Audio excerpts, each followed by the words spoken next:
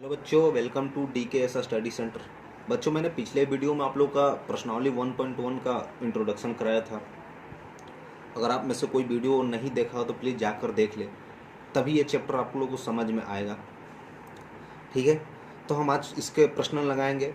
आज प्रश्न नंबर 1 पर देखते हैं। ठीक है, क्या कह रहा है कि क्या शून्य एक परिमेय संख्या है? क्या इसे P/Q के रूप में लिख सकते हैं, जहाँ P और Q एक क्या है, पूर्णांक है, और Q is not equal to zero. जो Q है जीरो के इक्वल नहीं होना चाहिए। तो देखो, क्या शून्य एक परिमेय संख्या है? तो बिल्कुल हाँ, आंसर दे देंगे हम यहाँ पर हाँ। अब कह रहा कि रीजन भी देने भाई, कैसे लिखने भी तो है ना इसके। देखो हाँ, तो लिख लेंगे हम शून्य एक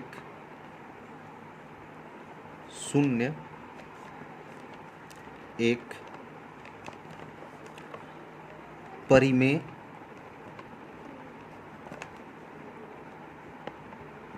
संख्या है।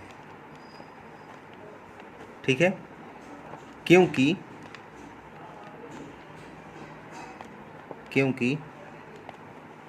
इसे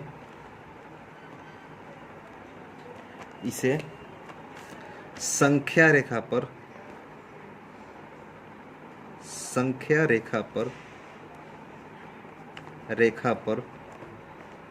प्रदर्शित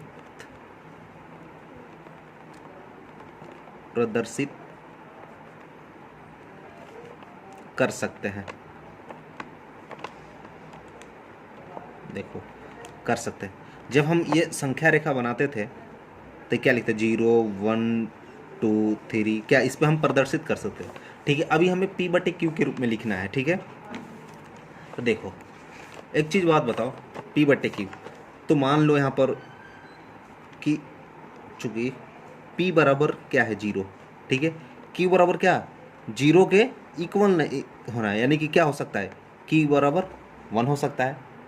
ठीक है, तो एक चीज, अगर ये 0 है तो क्या हम 0/1 ऐसे लिख सकते हैं? लिख सकते हैं ना।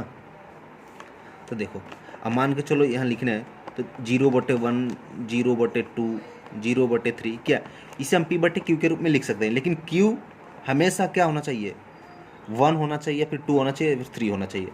ठीक है, 0 नहीं होना चाहिए। ठीक है, तब हम इसे लिख सकते हैं। ठीक है, चलो, बस इसका आंसर ये हाँ है बस, क्योंकि पता है इसे हम संख्या रेखा पर प्रदर्शित कर सकते हैं, इसलिए हम P/Q के रूप में लिख सकते हैं। ठीक है, 0 पे। चलो, क्वेश्चन नंबर अब दूसरे देखते हैं। देखो, क्वेश्चन नंबर 2 कह रहा है कि 3 और 4 के बीच में 6 परिमेय संख्या ज्ञात करें। क्या कह रहा है, 3 और 4 के बीच में हमें कितने 6 परिमेय संख्या ज्ञात करना है। ठीक है, कितने हमें कितने ज्ञात करना है, हमें 6 परिमेय संख्या प्राप्त करना है। ठीक है, तो देखो, इसलिए हम एक चीज बात बताओ, 6 लिखने हैं ना, तो हमें क्या 6 और +1 कर देंगे। ठीक है, 6 लिखने हमें, तो क्या करेंगे उसमें हमें एक ऐड कर देंगे। ठीक है, तो ये कितना हो जाएगा, यहाँ पर 7 हो जाएगा। ठीक है, अब और 3 और 4 को हमें P/Q के रूप में व्यक्त करने हैं पहले। तो एक चीज बात बताओ, 3 और 4 को क्या हम 3/1 लिख सकते हैं, और 4 को 4/1 लिख सकते हैं? बिल्कुल लिख सकते हैं, कोई दिक्कत नहीं। ठीक है, ये 7 है। ठीक है, तो अब देखो क्या करते हैं, लिख सकते हैं ना ये। तो देखो, या यहाँ लिख लो 3/1। ठीक है, 7/7 और 4/1 1 है ये, टू 7/7। यहाँ लिख लो, अंश और हर में 7 से गुणा करने पर, अंश और हर में 7 से गुणा करने पर। ठीक है, देखो गुणा करने पर हमें क्या मिला, क्या मिला, क्या 21/7 मिला, और क्या मिला, ये 7 चौक 28/7 मिला, ये मिला ना। देखो ये मिला, के बीच क्या लिखना है, इतने के बीच 6 परिमेय संख्या, परिमेय संख्या, ठीक है। अब देखो 21/7 और 28/7 आया ना, क्योंकि देखो अगर इसे हम डिवाइड करेंगे डिनोमिनेटर से 7 से, तो क्या हमारा यही फॉर्म बन जाएगा फिर, ठीक है। इसे करेंगे तो 3/1 हो जाएगा, फिर करेंगे 4/1, इसमें कोई चेंजिंग नहीं है सिर्फ, ठीक है। देखो अब हम क्या सकते हैं, 21/7 और 28/7 के बीच में क्या क्या आ सकता है। 21/7 नहीं लेना है क्योंकि इसके बीच में लिखना है, और 28/7 भी नहीं लेना है क्योंकि इसके बीच में लिखना है, ठीक है। तो 21 यानी क्या 22/7, 23/7, 24/7, 25/7 एंड 26/7, और क्या हो जाए एक और 27/7। ये हमारा कितना 1 2 3 4 5 6, ये हमारा 6 परिमेय संख्या हो गया, ठीक है। अब क्वेश्चन नंबर 3 देखते हैं, ठीक है। ठीक है, इसमें कोई डाउट वाली चीज़ हो तो मुझे कमेंट करके बता देना। बस इस बात को ध्यान रखो, अगर 3 और 4 में 6 लिखना है तो 6 में क्या बस एक 1 ऐड कर देना 7, और 7 को क्या अंश और हर में मल्टीप्लाई कर देना, और करने के बाद उस दोनों संख्याओं के बीच में जो संख्या आ रही है उसे हम लिख देंगे, ठीक है। अब क्वेश्चन नंबर 3 देखते हैं। देखो क्वेश्चन नंबर 3 क्या कह रहा है, क्वेश्चन नंबर 3 कह रहा है 3/5 और 4/5 के बीच में कितने 5 परिमेय संख्या लिखना है। कितने लिखना है भाई, 5 परिमेय संख्या लिखना है, ठीक है। परिमेय संख्या, जिसको परिमेय को इंग्लिश में बोलते हैं रेशनल नंबर, क्या बोलते हैं रेशनल, ठीक ना। कितने लिखने हैं, 5 लिखने हैं। तो देखो हम क्या करेंगे, इसलिए फिर वही सेम 5 लिखना है तो 5 + 1 कर देंगे, कितना आया 6 आया ना, ठीक है। कितने और कितने के बीच में लिखना है हमें, 3/5 और 4/5 के बीच में लिखना है, ठीक है। फिर हम क्या करेंगे, 6 को क्या अंश और हर में क्या कर देंगे मल्टीप्लाई कर देंगे, 6/6 और 4/5 इंटू 6/6। क्या किया हमने, अंश और हर में 6 से गुणा करने पर, 6 से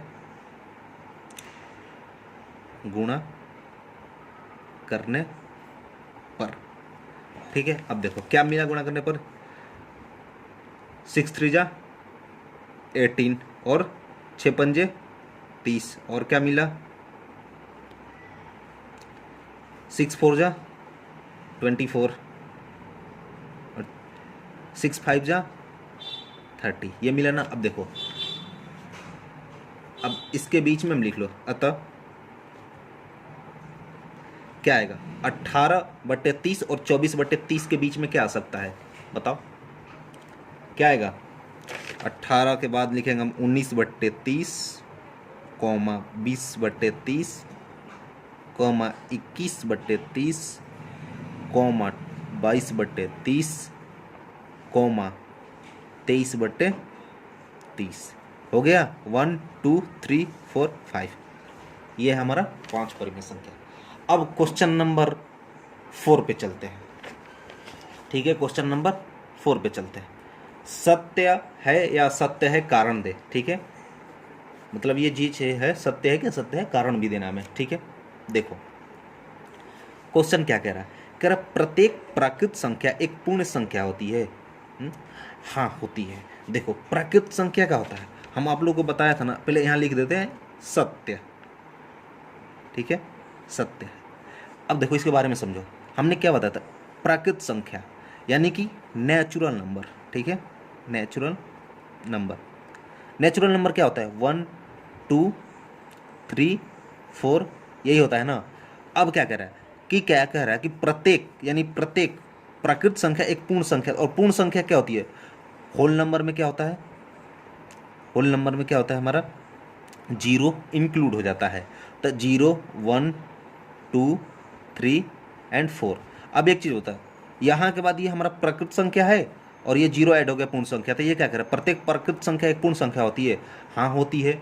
अब अगर कारण लिखना है तो यहाँ लिख लो, कारण मैं लिखवाता हूँ, यहाँ कारण लिखो, ठीक है, लिख लो, लिखो, क्योंकि पूर्ण संख्या में, क्योंकि पूर्ण संख्या में, लिख लो, संख्या में सभी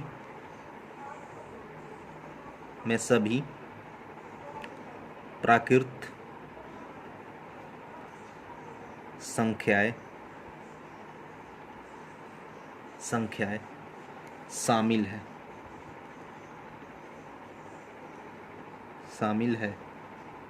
ठीक है, शामिल है। बस यही कारण देने हैं, ठीक है। अब क्वेश्चन नंबर इसके 2 देखते हैं। कह रहा है कि प्रत्येक, क्या कह रहा है, प्रत्येक पूर्णांक एक पूर्ण संख्या होती है। ये तो कुछ अच्छी बात नहीं लगी भाई, तो ये पहली बात तो नहीं होती है। अब हम कारण बता रहे क्यों असत्य है ये। कह रहे प्रत्येक पूर्णांक एक पूर्ण संख्या होती है। एक चीज मुझे बताओ, ठीक है, कारण इसके, एक चीज बताओ, प्रत्येक पूर्णांक एक पूर्ण संख्या होती है। देखो, क्योंकि पूर्णांक क्या ऋणात्मक भी होते हैं, जबकि पूर्ण संख्याओं में क्या ऋणात्मक नहीं होती है। देखो, पूर्णांक क्या होते हैं, ये इंटीजर है ना, उसके बोलते हैं इंटीजर, बोलते हैं इंटीजर। इंटीजर क्या होता है, निगेटिव भी होता है और पॉजिटिव भी होता है। लेकिन पूर्ण संख्या में क्या, हमेशा क्या होता है भाई, हमेशा बताओ, पॉजिटिव ही होता है, ठीक है। तो पहली बात तो ये गलत बात है, क्योंकि पूर्णांक में दोनों आता है और पूर्ण संख्या में क्या पॉजिटिव होता है। कारण लिख लो इसका, कारण, कारण क्या लिखोगे बताओ। क्योंकि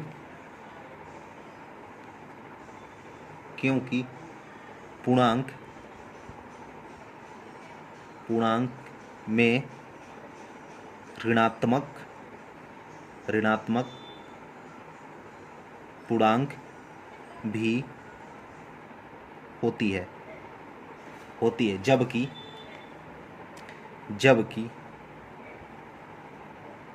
पूर्ण संख्या में कोई भी ऋणात्मक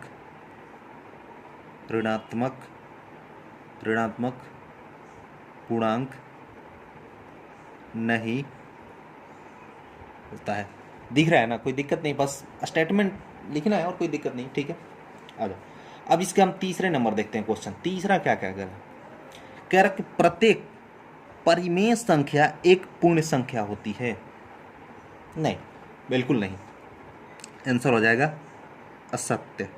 अब देखो स्टेटमेंट में देता हूं क्या होगा, कारण। देखो, एक चीज बात बताओ, परिमेय संख्या अन्य कई प्रकार की संख्याएं होती है, ठीक है, जिसको हम पूर्ण संख्या नहीं कहते। चीज बात बताओ, परिमेय संख्याएं में हमें क्या दशमलव में भी आते हैं, विदाउट दशमलव में भी आते हैं, और बहुत सी प्रकार की आती है, तो इसलिए हम उसको कभी पूर्ण संख्या नहीं कहते हैं। और जैसे कि प्रदर्शित भी नहीं किया जा सकता है, ठीक है, जिनको पूर्ण संख्या के जैसे प्रदर्शित भी नहीं किया जा सकता है, ठीक है। तो लिख लो, परिमेय संख्या में अन्य कई प्रकार के संख्याएं आती है, जिनको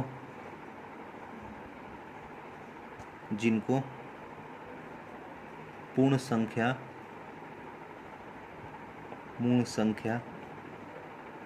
के जैसे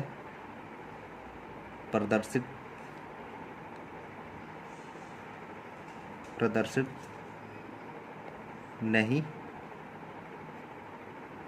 किया जा सकता है। देखो इसी के साथ प्रश्नावली 1.1 ख़त्म होता है। सबसे पहले मैं आप लोग से यही बोलूँगा कि इस चीज़ को देखने से पहले जो मैंने इंट्रोडक्शन वाली वीडियो कराया हूँ उसको पहले देखो, और सारी चीज़ ये चीज़ समझ में आ जाएगी। और हाँ, एक चीज़ और, अगर आप लोगों को कहीं भी इस प्रश्नावली में डाउट आया हो तो प्लीज़ मुझे कमेंट करके ज़रूर बताएं, ताकि मैं आपकी समस्या का समाधान कर सकूं। नेक्स्ट वीडियो में हम साइंस चैप्टर पढ़ेंगे, ठीक है, और साइंस में मैं भौतिकी शास्त्र पढ़ाऊंगा, यानी फिजिक्स के देखेंगे, ठीक है। तब तक के लिए बाय बाय बच्चों।